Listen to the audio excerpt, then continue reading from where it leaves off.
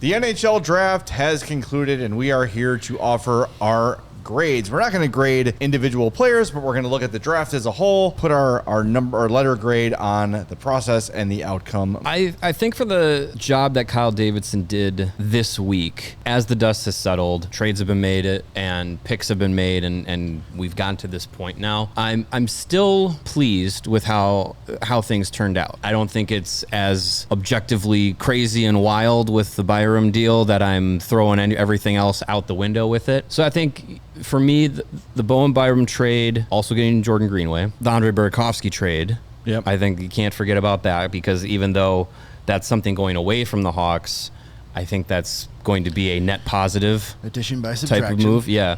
And then how the draft shook out, not getting a first round pick at the end of the day yesterday, and then making the picks he did in round 2, most notably at 34 and 35 with Xavier Villeneuve and Ryan Roobroeck.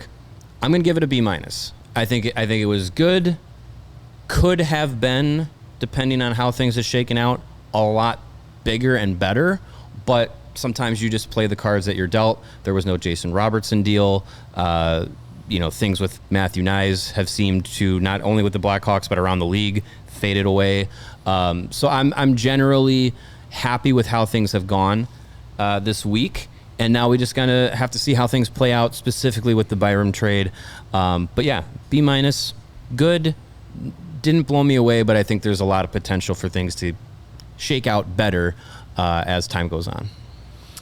Yeah, I think this draft kind of shows a change in philosophy with the Blackhawks, where they're now not necessarily using the draft to keep getting these going to be top tier defensive players as quickly as possible type of players. They traded the 4th overall pick to get their number 1 defenseman right now. So they took away that 3 to 5 year waiting period to hope the guy you pick, whether it would have been Chase Reed or Carson Karls, whoever it was Daxton Rudolph who actually went in that spot to Buffalo. You don't have to wait. Mm-hmm. That's a good move. That, to me, that for a team that wants to make a jump, that's what you do. And then, as you mentioned, Burakovsky getting traded for a pick next year didn't affect this draft, but it affects this roster. It clears out that cap space. That's a win-win no matter what. You could have gotten nothing back, and as long as the contract's gone, it's a win. And then you have your draft, your second-round picks, 2 guys that will take some time, but could both be very good value picks. Both players have first-round talent, but for whatever reasons, as we discussed on Saturday's recap show, they fell. So good job, and he's got his European defensemen, that we had heard about. That was kind of their plan. So he got more long-term guys to kind of help the crop that you got in Rockford coming this year, and the guys you got in the NHL. They're here. They're playing pro. You don't need this group to be here for another 2 or 3 years to kind of facilitate as those guys graduate or move on elsewhere or whatnot. So I know some people are a little irritated that he hasn't gone out and got that forward everybody wants him to get, but the offseason has just started. Yeah. No one has. Right, and Jason Robertson hasn't been traded, right. And Kirill Marchenko hasn't been traded, and all these guys, none of the big fish really have been traded. Dorofeev, maybe you can consider him in that level, but none of the marquee guys, they're still there, and that could still happen. So I'll give him a B, and that could either go up or down depending on what happens with Villeneuve and Roobroeck. Yeah, I'm with you guys. I think it's. I'm going to give it a B- as well. I'm not nearly as psychotic about the Bowen Byram trade as I was when it happened, because I think just a lot more stuff has come out about it, where San Jose was right there and the Rangers were right there, and Elliot Friedman says lots of teams are involved, lots of teams are interested, and Kyle Davidson planted his flag and went and got his guy, which I'm fine with. I'm still unhappy that you needed to include Louis Crevier. At the end of the day, we'll see if maybe he has another plan for a free agent that he was already pretty confident of, and that would make a lot more sense in that context. But for now, I'm lowering the grade because of that. The draft process for me is fine, right? And I think when Kyle Davidson spoke the other day, saying like, I could trade in, but we'll just kind of see how it goes. It didn't feel like with this draft as a whole, he felt like there was a ton of difference makers. We know they wanted Stenberg, and then as soon as San Jose traded William Eklund, he knew, okay, they're using number 2 to take Stenberg, and that will allow me to complete this trade for Bowen Byram. I'm confident doing that. And look, like a lot of that initial reaction was, oh man, they can get Chase Reed or Carson Karls there. Well, neither of those guys went at 4. So the league is telling you that there's probably not a defenseman that is definitively better than another in this draft.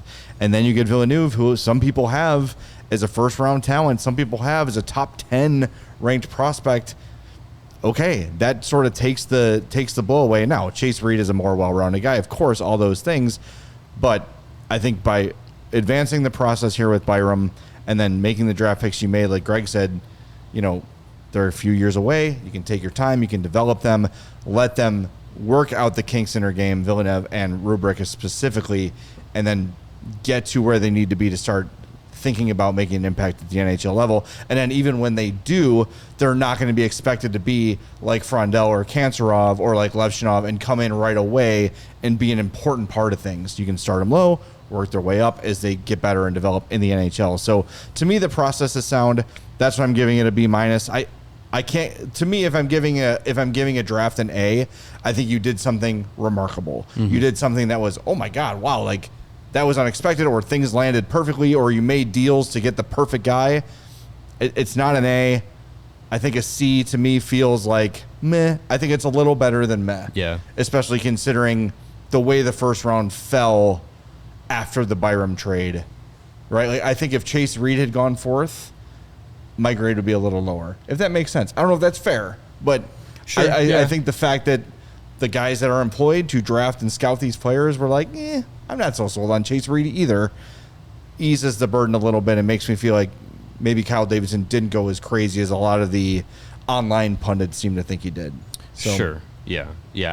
I think I think our grades might tend to be a bit higher than most on the outside might give it. We also have the context of the organization that a lot of people don't. Yeah, I think that makes it a bit different. And still, like it's, I'm not sitting here feeling like Bowen Byram, the trade was, a complete knock it out of the park home run for Kyle Davidson. Like there's a lot to be figured out with his contract and actually getting on the ice and seeing what he can do. Like if it flops, then it's probably going to cost Davidson his job. But if it works out, then he's going to look real smart in helping get this organization to the next level and get to playoff contention and so on and so forth. Well, and I think the hope too, and Kyle Davidson would probably admit this over a beer and not maybe on a microphone, but the hope is that Bowen Byram can be your number 1 until Artem Levshinov or Sam Renzel takes that role and he's back to number 2 or number 3 on your team. Sure. That would be the ideal scenario, but just Renzel and Levshinov aren't there yet. So, like you said, Mario, this Byram trade, this offseason specifically to me is going to be Kyle Davidson's definitive offseason. And I know he just signed an extension, but if the things he did this summer don't work out or if they're not enough and the team looks towards the bottom of the league again next year, you might be looking at a new GM in Chicago. So we will see. Mini pods on CHGO Blackhawks are presented by Sunnyside. Use our code HICHGO for 50% off your first 3 online purchases with Sunnyside.